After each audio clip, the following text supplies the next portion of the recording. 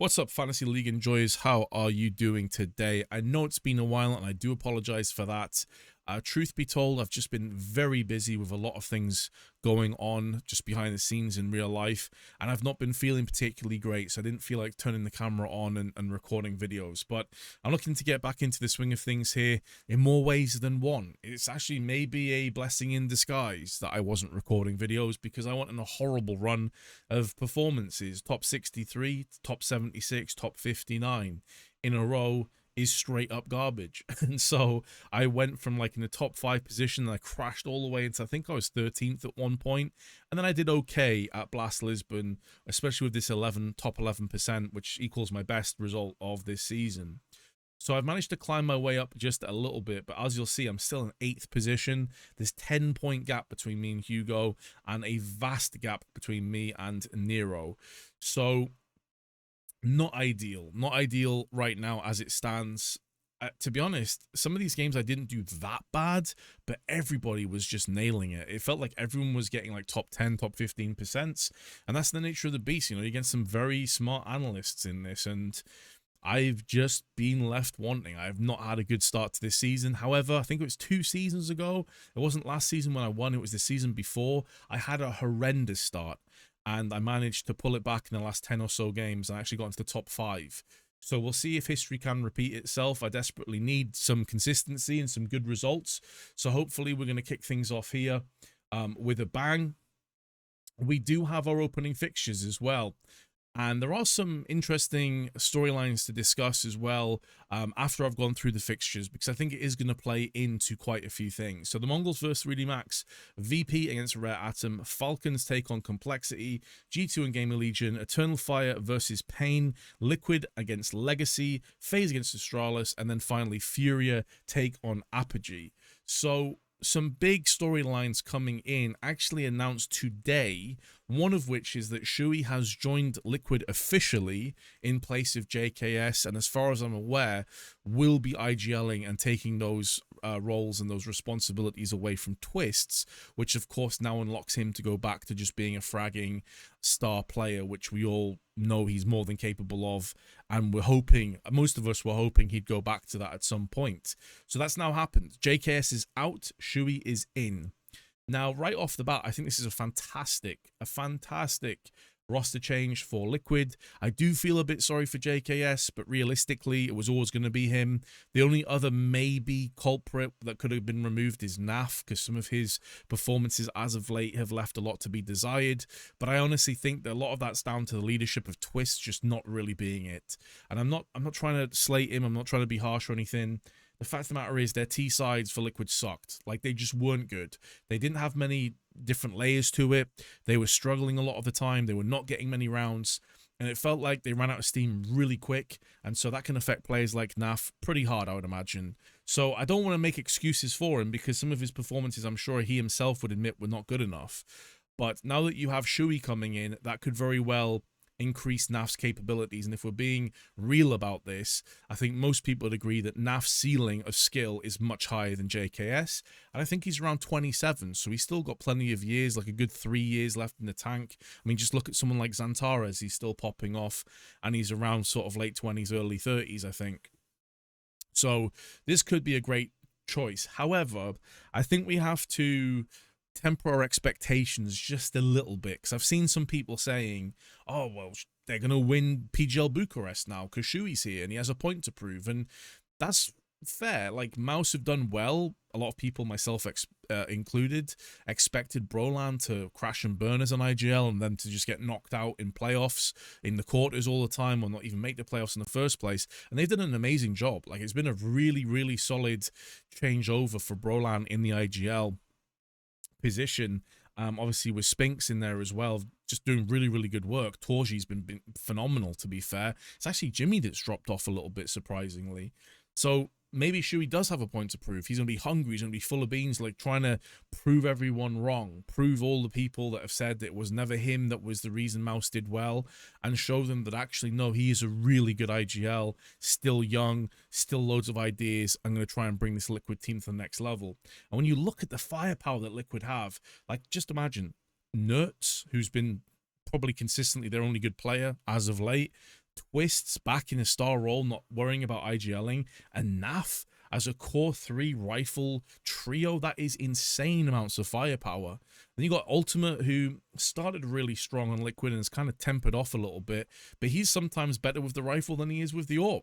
So you also have Ultimate potentially to step up, and they now have this Polish connection, because obviously Ultimate and Siuhy both Polish. So if there was any homesickness or anything like that, that can also be something that factors in and fix things potentially on top of it. So there's a lot to be excited about if you're a Liquid fan, but they've had literally like 2 or 3 days to prepare for this tournament, and I don't think they've probably played together as a 5 once. And if they have, they certainly don't have protocols down, they don't have set plays or any of these things. It's going to be very basic to kick things off. And so temper your expectations of this Liquid team. If they come in and they get a couple losses, they're struggling against teams on paper you think they should beat, give them a break. It's very, very early days. Probably enough time to get ready for the major, but it's going to be cutting it incredibly close.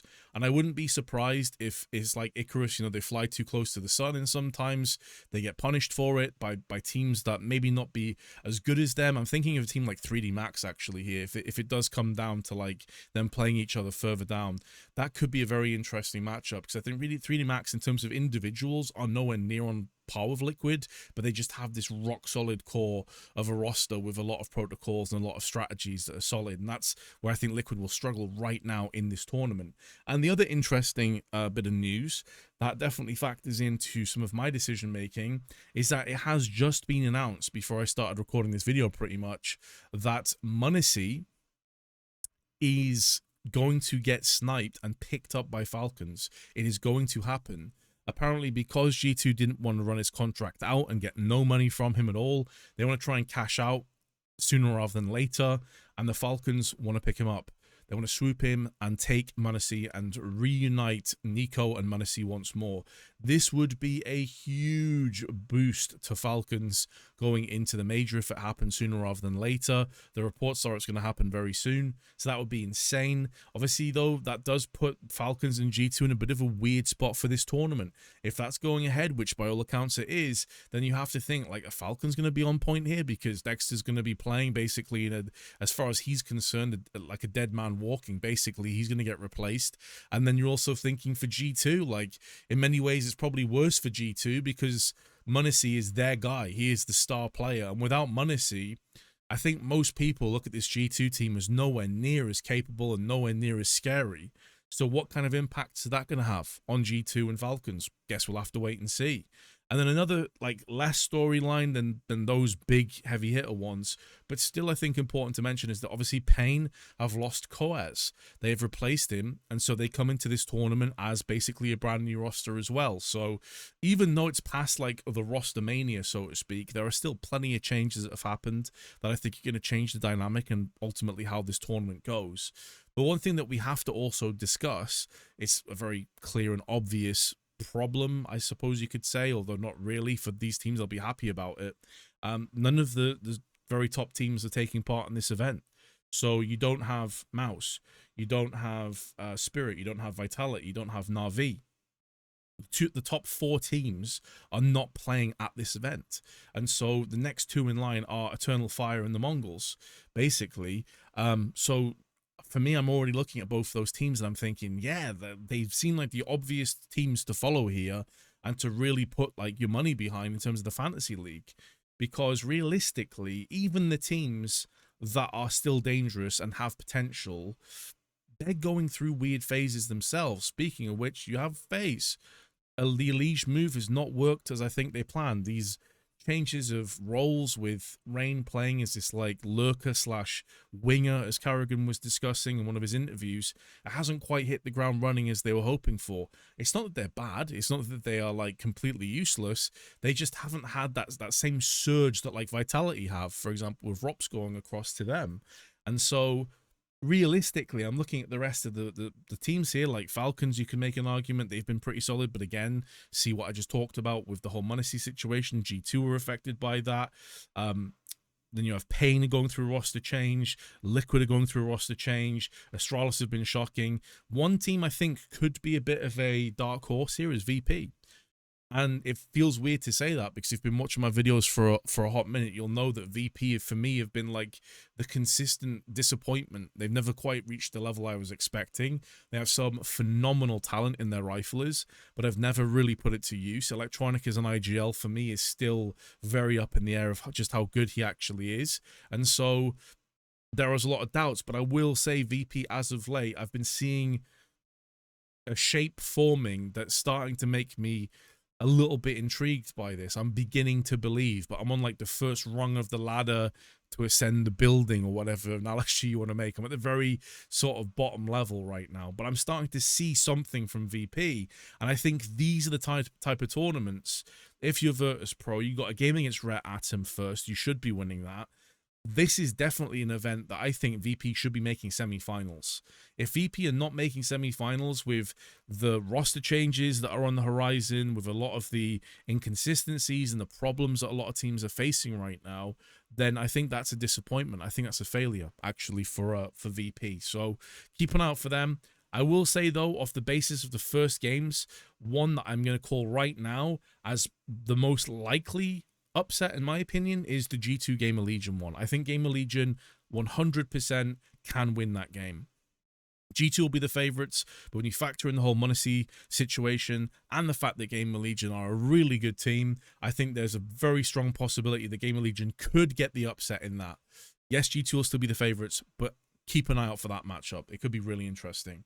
Now, with all that waffle out the way, let's have a look at who I've picked for my team. I've decided to go double stack on two teams, and that is Eternal Fire and the Mongols. For everything I just talked about, I think they are by far the two strongest teams here at this event. I think that we're seeing Eternal Fire in particular looking really good as of late. Their only notable losses recently have been to Mouse, who have been just on point, really good, and Spirit. Like, you can't be ashamed to lose to those two teams, right? Like, they're both in the top 4. But like I said, Eternal Fire typically only struggle against the very cream of the crop teams right now. The Na'Vis, the Spirits, the Vitalities, you know, the Mouse Sports. They're struggling against these teams. But apart from that, for the most part, they're bodying everybody else. And you can make some comparisons along that and the Mongols. Although I think the Mongols have been more inconsistent. They haven't quite had the year I was hoping for. I thought 2025 would be the Mongols' time to shine, with loads of teams in this weird limbo, will they, won't they. This has been a core now for quite some time. Young bunch of players, got tons of experience in 2024. And so I expected that to sort of carry them through into 2025 and be like a legit powerhouse top 3 team. It's not quite worked out that way. But again, when you don't have the top flight cream of the crop teams, I think that's where the Mongols prevail and they shine the brightest.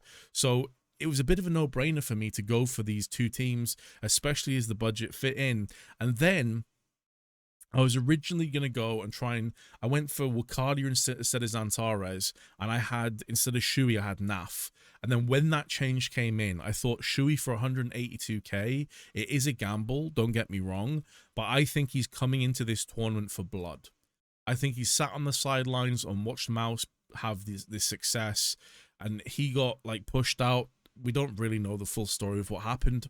All we know is it seems the rest of Mouse are very happy that he's gone and Brolan is now the IGL, and he's had a chance to say nothing. He's just been sat there stewing away, just taking it on the chin. Well, now he has an opportunity to go to an event and show just how good he is, not just as an IGL, but as a player as well. And I think he's going to come out here, and I think he is going to make a bit of a declaration of intent. I don't think Liquid will win the tournament, to be very clear on this. I think they may scrape through in this opening stage because, again, keep in mind this is like the major system, so it's 3 wins and you're through or 3 losses and you're out. I think Liquid will make it through. I think they'll get 3 wins. I think Legacy should be a W for them to kick things off. And for 182k, Siuhy just feels like he's worth the risk. He feels like he's worth the gamble. Even if he has some dodgy, garbage games, 182k, fine. And again, I'm banking on 2 teams I think are going to make it through. And I honestly think the Mongols and Eternal Fire, they may both make it through 3-0 or 3-1. I don't see them really struggling. The one problem I had is that Xantares has been a little bit off, and Wucadia's been playing really, really well. So I was a little bit concerned, like, do I go for Xantares or do I just stick with Wucadia? but I'm going to back Zantares. I'm going to say he's going to come in here and he's going to pick it back up again, and he's going to be slaughtering left and right because, again, he typically struggles when it's against the very top teams, and against the lower teams, he typically smurfs. So that's what I'm going for. Anyway, do you agree or disagree with my picks? Do have your say below in the comment section. And again, I'll try and get these videos as consistent as they were last season. Cheers, by the way, for those of you that dropped by the stream and asked when the next videos were and that you missed them. Really appreciate that. I'm glad that people enjoyed the content, and I will see you in the next video. Peace.